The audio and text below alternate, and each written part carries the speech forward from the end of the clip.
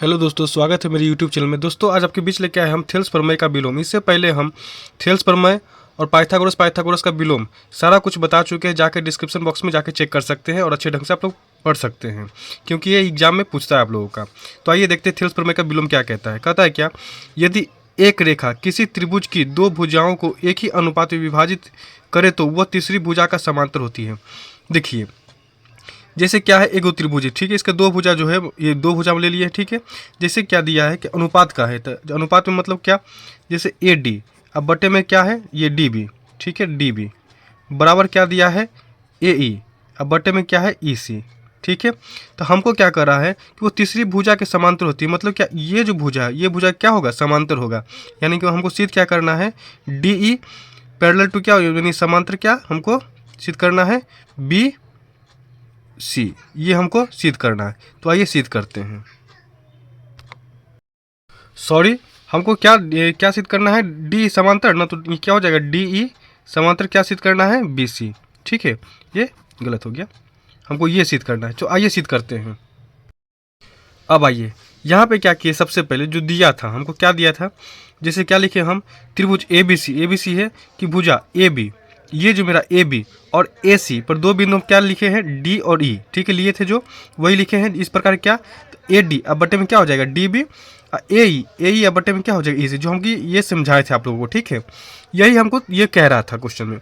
उसके बाद क्या करना है हमको, देखिए हमको सिद्ध क्या करना था, वो तीसरी भुजा के समांतर होती है। मतलब ये जो है, जो तीसरी भुजा हम ले रहे हैं, इसका मतलब दोनों समांतर होना चाहिए। मतलब ये होना चाहिए, डी ई पैरेलल टू क्या हो जाएगा, बी सी, ठीक, हमको ये सिद्ध करना है।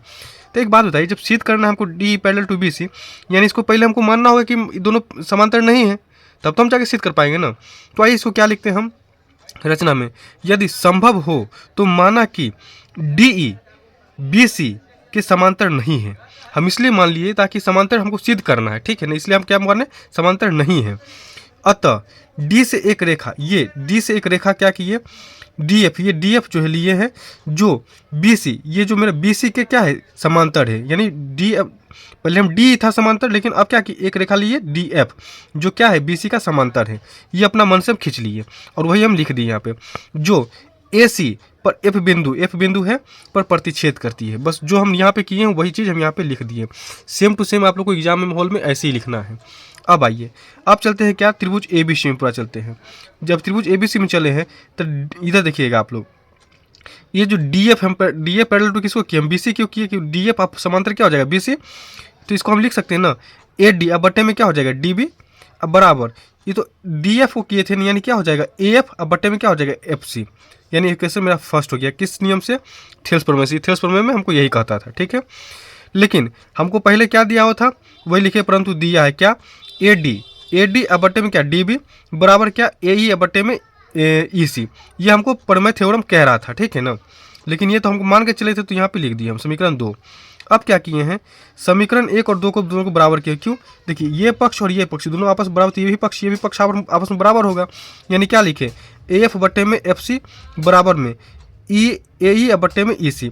अब क्या किए हैं, आगे बढ़ाने के लिए एक दोनों तरफ क्या किए, एक जोड़ दिए हैं, ठीक है। दोनों तरफ क्या किए, एक जोड़ दिए, एक इसमें जोड़े, एक इसमें जोड़े। यहाँ पे लिख दें क्या, दोनों तरफ एक जोड़ने पर लिख दिए हम। सेम टू सेम आप लोग भी इसी तरफ बनाइएगा, एग्जाम हॉल में सेम टू सेम बना के आइएगा।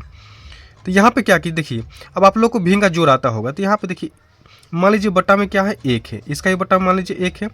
एफ सी और एक का जब एलसीएम लेंगे तो कितना एफ सी आएगा, एफ सी को जो एफ सी से भाग देंगे कितना एक आएगा, तो एक जब आएगा तो एफ सी ए एफ को गुना करें एफ से कितना एफ आएगा, प्लस में नीचे में तो एफ एक था, तो एक जो है तो एफ सी से जब भाग देंगे कितना एफ सी आएगा, और उसके बाद एक से गुना करें कितना आ जाएगा, एफ सी आ जाएगा। उम्मीद करते भी का जोड़ आता होगा, इतना आप लोग समझ सकते हैं, ठीक है। अब यहाँ पे देखिए, ए एफ प्लस में F C, A F plus में एफ सी, हम पूरा क्या लिख सकते हैं, देखिए इसको और इसको, ये कहाँ गया, ए एफ और एफ सी, ये पूरा को हम क्या लिख सकते हैं, ए सी लिख सकते हैं पूरा को, तो ए सी लिख दिए। और उसके बाद क्या एफ सी था, मेरा एफ सी लिख दिए बराबर, ए ई है, ए ई और ई सी को पूरा फिर क्या लिख सकते हैं, ई सी लिख सकते हैं, ए सी लिख सकते हैं, ए सी लिख दिया, बटे में क्या ई सी मेरा था, तो जो बचा था वो लिख दिए, ए सी से ए सी खत्म, बचा क्या, एफ सी बराबर में ई सी, ये बचा है। एक बात बताइए, ये जो एफ सी है मेरा, ये एफ सी, ठीक है, ये एफ सी और उसके बाद ई सी, ये दोनों तभी संभव होगा एक बात बताइए, तभी से हम जब एफ बिंदु पर क्या है, जब एफ देखिए एफ बिंदु पर ये जो संपाति को संपाति करने का मतलब क्या है कि एक ही सरल रेखा पर क्या होता है, चलता है, उसी को क्या कहते हैं, संपाति कहते हैं। तो क्या हो जाएगा मेरा डी ई पैरेलल टू क्या हो जाएगा, बी सी।